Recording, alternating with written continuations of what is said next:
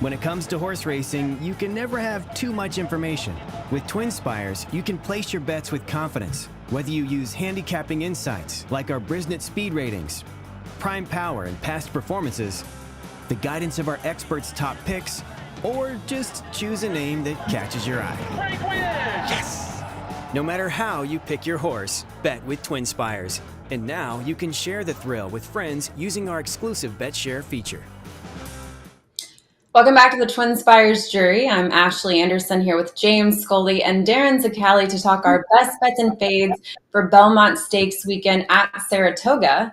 We're also going to look at some Churchill racing later in the show. But we're going to focus in first on the stakes action on Friday and Saturday's cards at Belmont at the Spa. So James, let's start things off with you. What's your best bet of the weekend? My best bet of the weekend is going to come in the Grade 1 Manhattan Stakes. My best bet is number 5, Program Trading in the Manhattan Stakes on Saturday. Program Trading was just a maiden 13 months ago. He broke his maiden last year in mid-May, and he really just started to come to hand, I thought, in his last 2 starts for Chad Brown, winning the Grade 1 Hollywood Derby and the Grade 1 Old Forester Bourbon Turf Classic. And Chad Brown's, best turf horses or best old, most prominent like male turf horses all got better with age and experience. I look at Program Trading.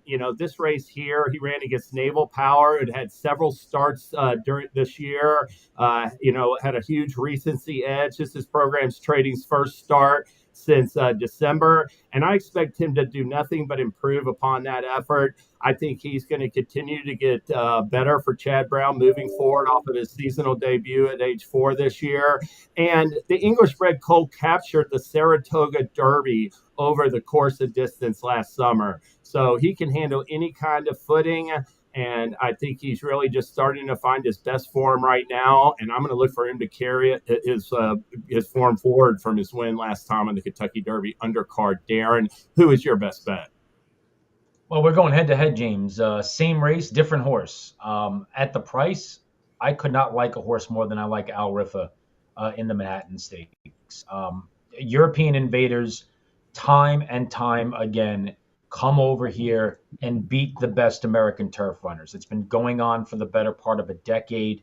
And on top of that, there's another invader from overseas for Charlie Appleby that's going to likely take more attention at the windows, enhancing the value of Al Rifa. The form for Al Rifa is undeniable. Won 2 of the first 3 starts, was a very good second in the Grade 3 Paddy Power International, and then went to Deauville and ran in a Group 2 there, beaten 3/4 of a length by a horse of the name Ace Impact. Ace Impact came out of that victory to do nothing but win the Arc de Triomphe, wrapping up an undefeated campaign as one of the best horses in Europe last year. Then had a prep for this essentially in a Group 1 at Longchamp, beaten a half length by everything behind Hayazark and Zarir, who would both be short price favorites against this group. I think this is a very talented horse for Joseph O'Brien. I love John Velasquez getting the call. And if I'm going to get 6-1 because horses like Nation's Pride and Measured Time are in the race, I'll take it. So couldn't be more excited to play a horse like Al Rifa in the Manhattan, the race before the Belmont Stakes, Ashley. This is a tricky race. And I will say Chad Brown has been dominant in this particular race in the last 10 years. Actually, going back to 2012, I think he has 8 wins, and he had a 4-win streak that was snapped last year. But I'm looking for a European invader as well, and I'm going with a longer price Charlie Appleby runner, Nation's Pride. But I like your reasoning there, Darin. Going to try to beat Program Trading, James. I look at this race. I look at the Grade 1 New York on Friday. It's the same thing. I mean, I think it's hard to peg these odds and what these horses are going to go off at. I don't think Al Rifa is going to be longer odds than Nation's Pride. I think he will get bet down a little bit, but he's still like a lot of these horses that Darin references. I think we see a lot of them come over, and at least at the end of the year, to me, Al Rifa is still finding his best form. You're projecting him to keep moving forward in a sense in this race. So he's not the typical French invader that I see come over for the Breeders' Cup, and he might be the goods, that's for sure. Right now, he couldn't be any more promising, but he's going to have to keep on moving forward, I think, to reach his full potential. I don't really know how much he has to move forward, to be honest with you. I think his last two races are good enough to beat this field. I've bet some of those horses out of Ace Impact's races that have come to the States and lost. So, I mean, I'll grant you with Ace Impact, he ran some good races in France last year, but still gonna be stepping up. I mean, he's still like early in his career in my mind. Alriff. We'll see if he keeps progressing, but he's definitely I think a serious contender. I mean, one thing about this race is that I think you look at I'm very busy. He's off of a troubled trip. I think that totally compromised his chances last time, and you got three strong international invaders. So to me, it was really difficult for David Aragorn to make a morning line. It'll be interesting to see how the betting shakes out. When on Saturday. Yeah, I just don't think he's going to be any more than third or fourth choice. So actually, I'm just going to try to strike before the iron gets too hot and everybody else jumps on board. Totally understand it. I'm going to take it from the Manhattan to the New York Stakes, which is actually a Friday race at Belmont at Saratoga. And I'm going for a European invader as well. Number 5, American Sonia at 10-1. This is a Joseph O'Brien trainee. And this is another race, by the way, that Chad Brown has been pretty dominant in, but I don't like his two runners in this field, McCulloch, and we also have Royalty Interest, a huge long shot who's been facing weaker competition. So I'm going to take a shot with a 10-1 long shot here.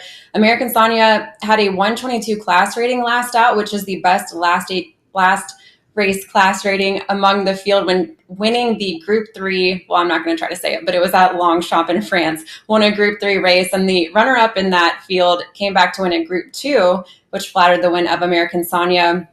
And she also has a win and a second from 2 starts at today's distance and finished second in her lone start at Saratoga, has one U.S. start, which was at Saratoga, and now getting a rider switch to one of the top turf riders in the country in Frankie Dettori. So I think it's an opportunity here to go for a long shot in this field. And America Sonia likes softer turf. We have a lot of rain coming to New York later tonight and probably going to have softer turf on Friday, I would think. So yeah, I'm going 10-1 here. Yeah, Joseph O'Brien has done well shipping horses over. He's in his short stint as a trainer to the United States. He's won some races. You guys are both going with Joseph O'Brien horses, and they're both very dangerous. I agree with what you say. I think America Sonia is very intriguing in that spot, especially, I mean, she's going to be a decent price. There's just too many other contenders in there. And I think she's poised to run a much better race her second time in America. Well, let's talk about the horses we're fading at a short price. So, Darin, who do you have? Yeah, I mean, this is a pretty easy fade for me. If this horse is good on Saturday, I'm going to be knocked out of just about every multi-race exotic that there is. I'm fading Prince of Monaco in the Woody Stevens Stakes. The morning line is 7-2, but he is the morning line favorite at that price. He's coming in off the layoff since the Breeders' Cup Juvenile. He's catching a field here that I think is just really, really strong. Baffert's got 2. He's also sending Imagination. Bookham Dano is coming back after a second place finish behind who, for my money, was the best horse in the Kentucky Derby in Forever Young, where this horse ran his eyeballs out in the Saudi Derby. Vlahos, I was supremely impressed with his effort in the Pat Day Mile, pressing along and establishing extremely strong fractions and finding a way to hang in there through the stretch to only get beat a length and a quarter by the eventual Preakness winner, Seize the Gray, who actually dropped back a little bit off the fast pace that he was on early on the far turn and then re-rallied through the stretch as the pace kind of came back to him. And the aforementioned Nash, who was a really good second in the Pat Day Mile, also in this race. I just think this race is wide open. And if you're going to settle on a short price on a horse that's coming in off about a 7-month layoff here, you could do a lot better than that. So if Prince of Monaco wins, guys, I'm going to be restarting and hitting the reset button from race 9 onward. He's going to be much lower than 7-2. Vlahos is coming out. He apparently had like some kind of fever or something like that. So they just reported that, Darin. But regardless, Prince of Monaco, I think it's really difficult coming back in a grade one stake as a 3-year-old, at 7 furlongs. To me, he's going to be shorter than 7-2. People are going to be betting him off that sprint form, winning the Del Mar Futurity. But I agree with Darin's sentiment. I don't want to take a short price. I need to see a race at 3 first before it's backing him in a grade 1 7 furlong stake like this, Ashley. And of course, his 3 wins, when he had that 3-win streak to start his career, he was facing 3 rivals, 4 rivals, and 5 rivals. So not exactly that. I don't want to sell the best pal win short. He did beat Muth that day, who won the Arkansas Derby. So that's good for him. But then he came back and he won the Del Mar Futurity against Miramati, who still has not won a race. So, I really question a lot of the 3-year-old Californian form. And when they show up against more seasoned, more established runners that have been duking it out in some of the tougher races that we've seen this spring, I'm going to fade them every chance I get. All right. Well, my fade is going to be number 2, Casa Creed in the grade 3 poker on Saturday's card. That breaks my heart. Casa Creed is an 8-year-old gelding. Last year, he went overseas. He ran in a sprint race, ran like a head second. Then he came back to America. First race on the Belmont undercard, he ran 3rd in the Jaipur. So he has come up short. He came up short last year in his first race back. I think this competition in the poker is even better than the competition he faced in the Jaipur last year. And I'm worried about, he didn't run well. He shipped over to Dubai. He ran poorly that day in March, his last start in March, and he's an 8-year-old. So to me, Casa Creed is going to have to get past. Now, granted, his affinity for Saratoga. I mean, he's 4 for 6 over the course. Here we are watching the 4-star Dave win last year. Just a great performance from him, flying from off the pace like he does. But one thing about the competition in the Joker, I thought Carl Spackler and Talk of the Nation came back with a really strong effort in the opening verse on Kentucky Derby week. I think that recent effort is going to benefit both those rivals, and I think they're going to keep improving off of that race. I really like Talk of the Nation in this spot for Todd Pletcher, but I would bet Carl Spackler as well over Casa Creed. So I'm going to fade Casa Creed in all my multi-race bets and let the old timer beat me first race back this year in America. I don't blame you. I like Carl Spackler, Talk of the Nation, too. You're not getting much better of a price with Carl Spackler, so I'd probably try to go with Talk of the Nation for Todd Pletcher. But yeah, good chance to fade Casa Creed here. I don't know, Darin, you don't agree? Well, no. From a betting standpoint, I do. You bet against him in this spot for a lot of the reasons that James referenced. I do think it's a pretty tough field. Talk of the Nation, I think, is very good. Is going to get the jump on him. Kubrick in his 3rd start here in the United States, I think, is likely to cycle forward for Chad Brown and the aforementioned Carl Spackler. And the inside horse, too, Mysterious Night, I think is somewhat interesting as well, coming over for Appleby, who might be overlooked, which is unusual to say for Charlie Appleby runners when they come over. So I do think there's a lot of reasons to play against him. I just think he's one of the coolest horses that we've had in the last 20-some-odd years. He won his first race at Saratoga back in 2018. So he's just a really cool story. You don't see a lot of horses like him anymore that are still performing at this level at this age, and he's very, very easy to root for. But, this is a handicapping little podcast episode, so I agree. You do bet against him at a short price here. And for my fade, I'm going to go to the Suburban Stakes, a grade 2 at 1.25 miles on Saturday at Saratoga, and I'm going with number 8, Bindug at 2-1. This is a gun runner 5-year-old who has won back-to-back at 1 mile and 1 1/8 at Aqueduct, but making his first start at Saratoga, moving back up in class and stretching out to a distance where he's 0 for 7. He does have 3 second-place finishes and 2/3 from 1 1/4 miles, but the fact that he hasn't gotten a win yet in 7 starts, at 2-1, I don't like that price at all. And he started his career overseas in Dubai. He's Group 1 place, but doesn't have a stakes win yet on his resume. So I'm going to look elsewhere. Charge It and Crouppy are also short prices on the morning line, but definitely not backing this 2-1 choice in this spot. What do y'all think? You think he's got a chance here? With I think that's a good. I think Go ahead, Darin. look, I think he's got a shot. He's actually performed better in the last time out than I thought. I thought he was a play against last time, and he ran extremely well. And he seems to be developing nicely for Belmont and acclimating himself. Krupe, I've never been a huge fan of. He ran third in the Pegasus World Cup, came from far back that day, kind of regressed quite a bit in the Dubai World Cup. A couple of the other runners in here have not been performing well. And Charge It is a horse that you just never know what you're going to get with him. I mean, he's had some races in his career that have been sensational. In fact, the Suburban last year was one of his best efforts of his career. The Dwyer, of course, was probably his breakthrough performance. But, he just seldom runs back to that form. And the third place effort behind Messier in the Westchester last time, I just don't think this field is that strong, to be honest with you, for the Suburban.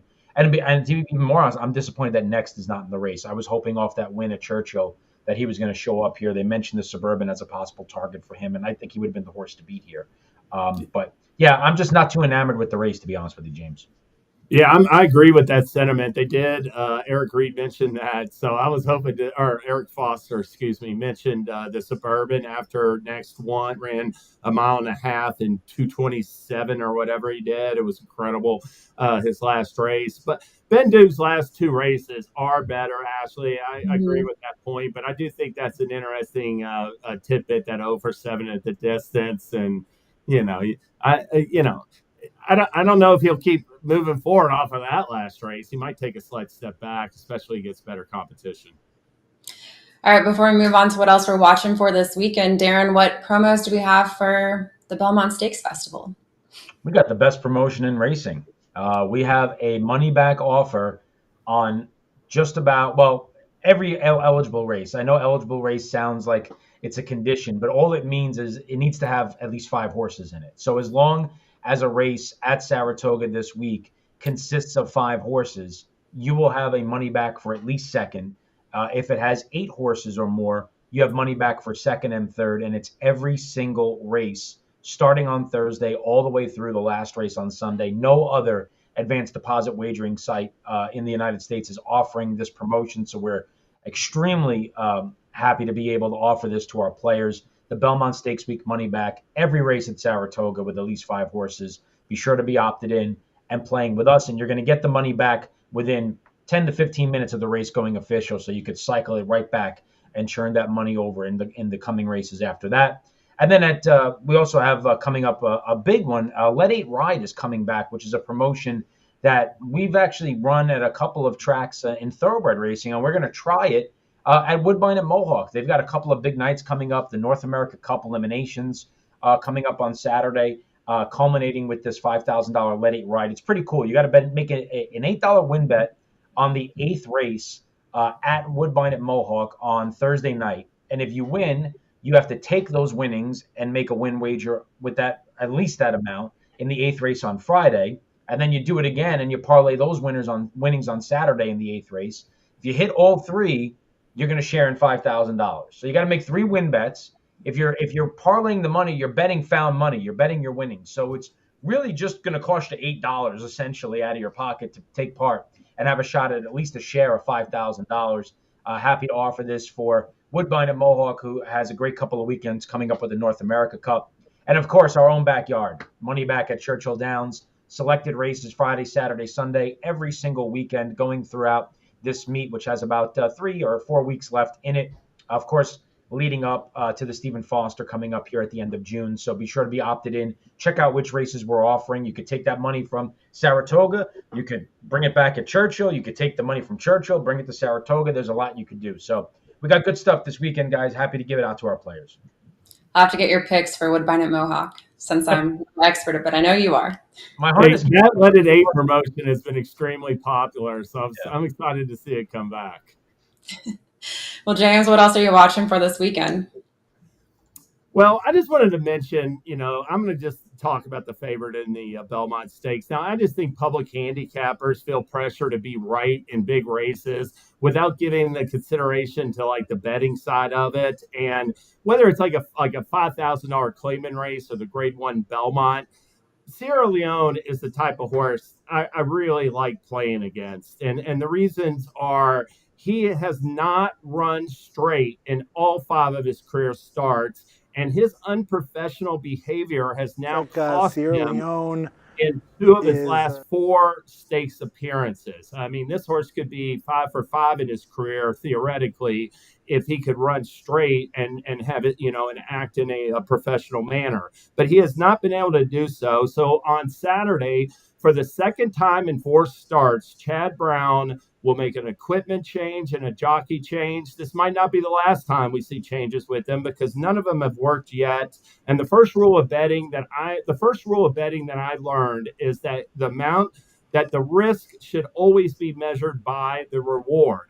And Sierra Leone looks just like Fierceness to me in the Kentucky Derby.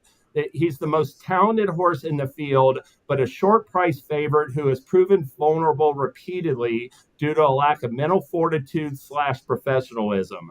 If everything goes right on this occasion, I'll tip my hat to him and move on to the next race, but I won't be betting Sierra Leone in the Belmont Stakes. Sounds like we heard Joe Christopher's voice for a second. Was that Yeah, Joe? that was him like going over his sensational work at Churchill Downs before the Derby, I think. Yeah. Yeah, James, All right.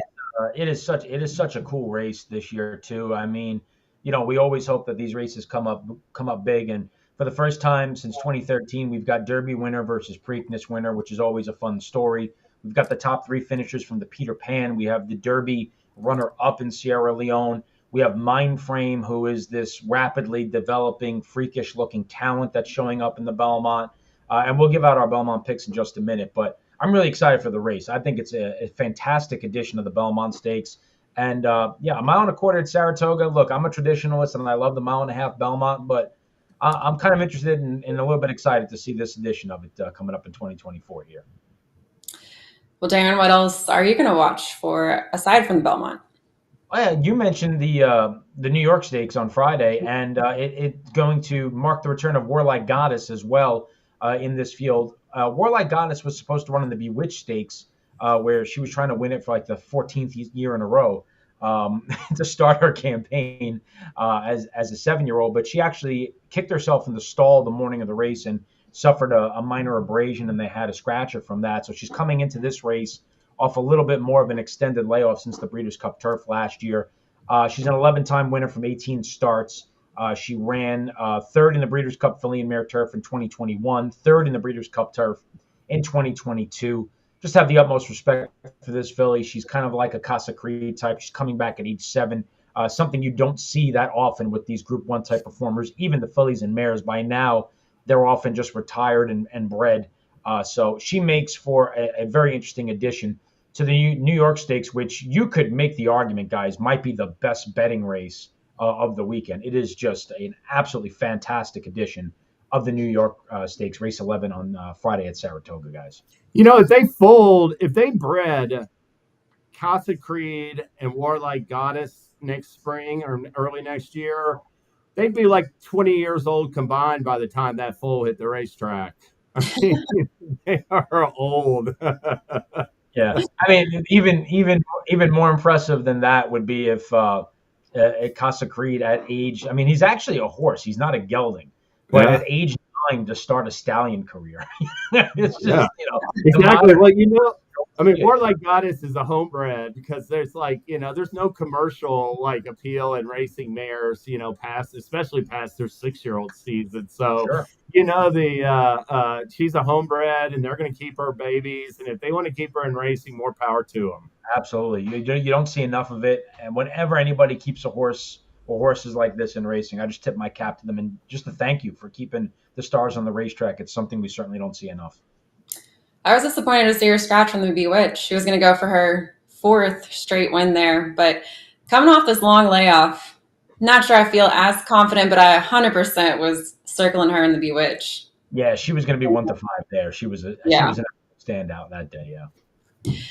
Well, there's a lot going on at Saratoga this weekend, but we also have some stakes racing at Churchill Downs. And I wanted to mention real quickly the Grade 3 Matt win on Saturday. We have 3-year-olds in this field, a couple that you saw on Kentucky Derby Day, 2 of them in the Kentucky Derby, West Saratoga and Society Man. And then we had 2 from the Pat Day Mile. We have runner-up Nash, who actually is cross-centered in the Woody Stevens and has been training at Saratoga, so probably racing in the Woody Stevens. And then we also have Houday, who finished 4th in the Pat Day Mile. That was my pick, but Darin beat me there with Seize the Gray that day. I remember it well. But Seize the Gray came back and beat me out of everything in the Preakness. So I actually bet a horse and then did not bet him back 2 weeks later. Oh my gosh.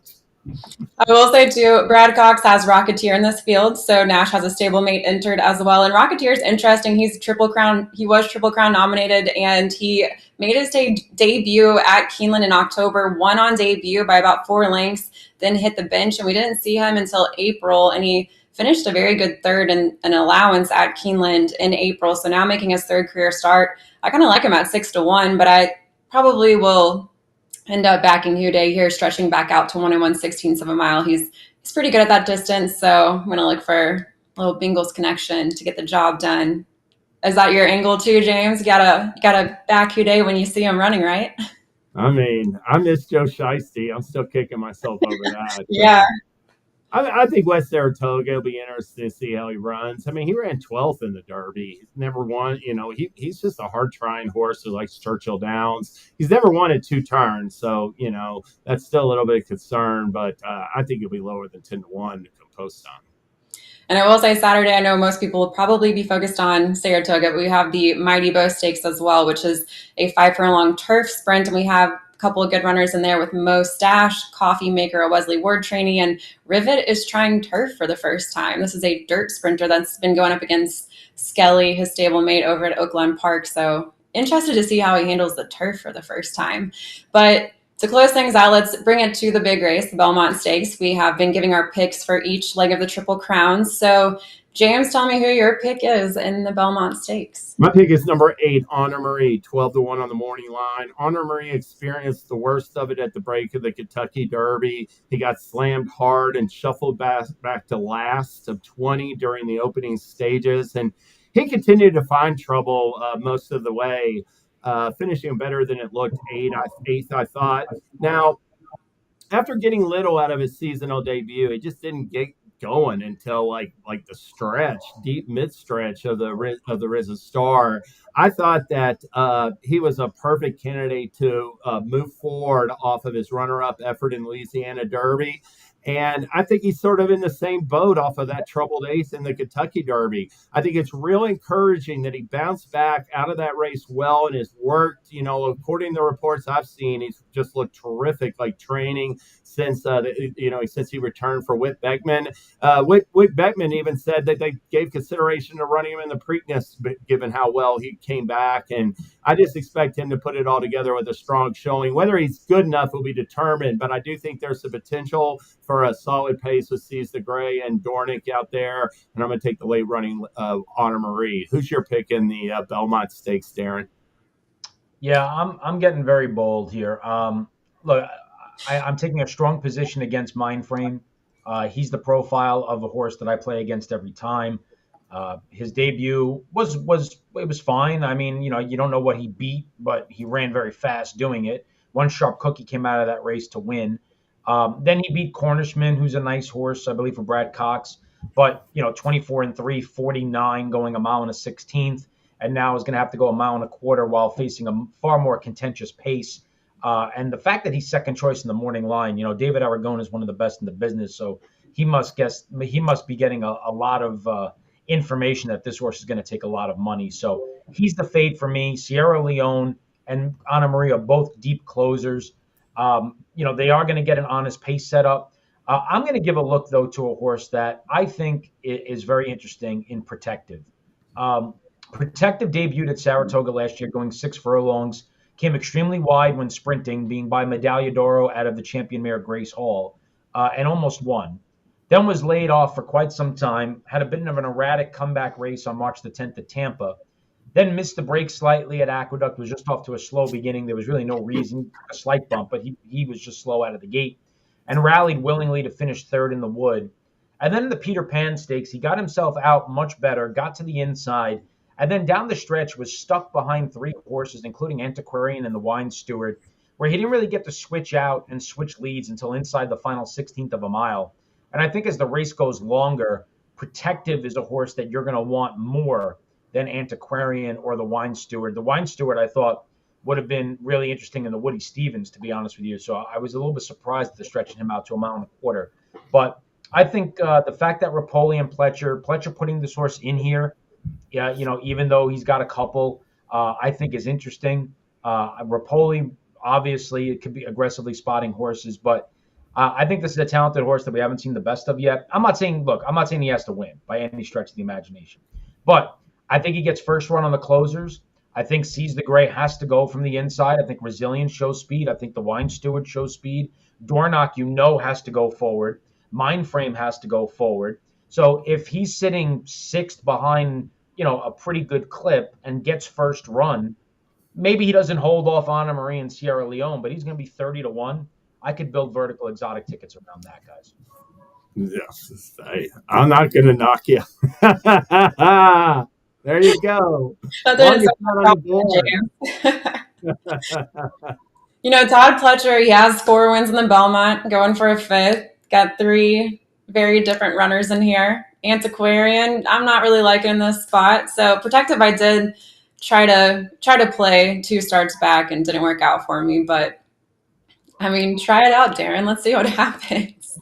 Maidens have run well in the Belmont Stakes in the past. A horse by the name of Nolan's Cat actually ran 3rd in the 2005 Belmont as a maiden. Fleet Alex, yeah. So there's been a couple of others that have run okay. Like I said, he doesn't have to win for me to make money if I build the right ticket around him. So, well, I'm going to go with another trainer who has 4 wins in the Belmont. I'm probably jumping on the bandwagon a little bit too late here with number 1 Seize the Gray, but looking at the track bias, and this is going off of last meet at Saratoga, but Early Speed was winning these 10 furlong dirt routes at a pretty high clip. And yes, he's going to be sitting either off the early pace or going straight to the early lead. But yes, has some other speed to contend with here. But I think we lost James, but that's okay. I don't want to hear him argue against me with Seize the Gray anyway. Just vamp. But you know what, Darin? I'm gonna try to win this time with Seize the Gray, and I'm with James. Don't want to back Sierra Leone at 9-5 as much as I love that horse. I'm not backing him here in this spot at that price. So looking at Seize the Gray's run style, how he can win going gate to wire or just off the pace, I'm going to try it here. The rail post might be a little bit tricky, but I think he's got a shot. He keeps improving. He had triple-digit E1 and E2 Bristnet speed figures last out. So that's my pick. I'm going with it. It's going to be an untraditional kind of triple crown because he could get the Preakness, the Belmont, and technically win on Kentucky Derby Day, but in the Patriot Mile. No, it's interesting. I think he has to go from the rail. I don't think there's any alternative, which could be problematic if Dornock breaks because we know the type of race that Dornock wants to run. I think if they're in this race that they're going to be sending him as well. And if Seize the Gray has to go from the rail and Dornock has to go because he's a need the lead type, that's where you start to get this accelerated pace scenario potentially develop and could set things up for a horse coming from off the pace. I do agree with you that, we can't really look at Belmont Stakes in the past. The mile and a half at Belmont is a much different thing. Right. There's always this natural tendency to kind of lean towards closers in the Belmont, and that's never really been the case. Horses that have typically been forward have to run well in the Belmont. And you would think, as your point, even more so at Saratoga, because mile and a quarter races at Saratoga have played better towards horses that lay close to the pace. So, which is kind of why I preferred Protective at a huge number to a horse like Sierra Leone, who conceivably either him or Anna Marie are likely to be dead last, down the backstretch here. So that's why I kind of did what I did, and that's why you're doing what you're doing. So he just has to avoid a speed duel with Dornock here. Right. And you were saying before we recorded that Dornock has been getting a lot of chatter, but I've been fading Dornock a long time. I did almost actually consider him in this spot, but looking at his last couple of races, I don't see why he would get the early lead here, and I think he needs it. Yeah, that's the question. I don't know why a lot of people like him. It could just be going back to watching the Derby and seeing, okay, he missed the break. He got shuffled back. He never had a chance. He tried to make a move. He got shut off again. That's not inaccurate, but if he broke well and went to the front, does anybody really think he was running in the top 3 in the Kentucky Derby the way that race unfolded? If anything, I guess it doesn't work for him because he needs the lead. But anybody who had to be relegated to coming from off the pace in the Kentucky Derby benefited from that because the early pace was extremely strong, which is why Mystic Dan ran so well. He was the only horse that was within shouting distance of the early pace that was there at the finish line. Sierra Leone and Forever Young came from the clouds. The horse that ran 5th came from 20th, T.O. Password. So I do think that he's going to be at a disadvantage here if he gets any type of pace pressure. And I did want to say real quick, too, I know we're running a little bit long on time, but since James bounced, let's just talk real quick about Mystic Dan because, he's 5-1 on the morning line here, and he's a late runner who might get the right pace setup. I know I need to wrap it up, but do you give him a shot? He's got a shot if he gets the trip. I mean, he's likely, if Resilience and Seize the Gray both go, he could tuck into the inside just behind them and get a similar trip to what he had in the Derby and the Preakness. There is potential for some wet weather in the forecast on and off throughout the week. We know he likes moisture in the track. Does he have a third big race in him in 5 weeks? I don't think McPeak would be running him if he wasn't doing well. And if he's 5, I'll put it this way. If he's 5-1 at post time and Mind Frame is 3-1, I would much rather take the 5-1 on Mystic Dan than 3-1 on Mind Frame. Yeah, I agree with you. All right, well, that's all the time we have today for the TwinSpires jury. James has bounced, but happy to have him with us as always, and we'll be back next Thursday with more best bets and fades.